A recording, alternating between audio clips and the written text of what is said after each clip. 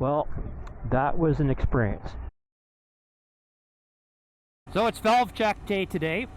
I purchased this motorcycle with 18,000 kilometers on it, and now it's just about got 24,000. I like doing work on my motorcycle, and I did the clutch basket. That's kind of the biggest job I've done, and I'll be changing the tires. But I tried looking into doing a valve check. Though the shop rates are expensive to get this done, I figure it's better to get it done right and by a professional that can tell me that it's either in spec or out of spec, and they can fix it or give it the green light. So they say it's going to be at 3 hours, so that's 3 hours shop time.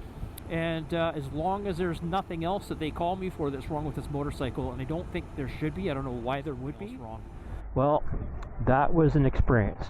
Here I am 4 days later for a job that I was told initially was supposed to be done on the same day.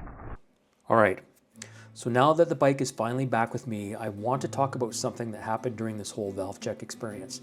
Not to rant, not to bash anyone, just to share the experience and maybe pull something useful out of it. I had scheduled the valve service well in advance. The shop told me they needed lead time to make sure any parts that might be needed would be available, and that's fair enough. Valve checks are not small jobs. The service was booked for 10 a.m. and I was told it was about a 3-hour job, so the expectation was that it would be ready by the end of the day. And the shop was busy, I was annoyed, and I didn't say anything when picking the bike up. On the ride home, my head was spinning. Were people just telling me whatever got me off the phone? Did they actually know the status of my bike?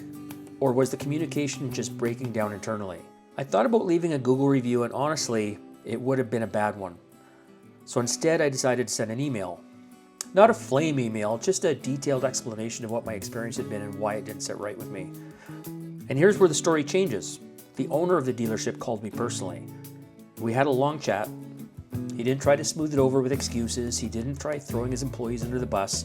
And he didn't try to make it go away with discounts or freebies, which was kind of too bad.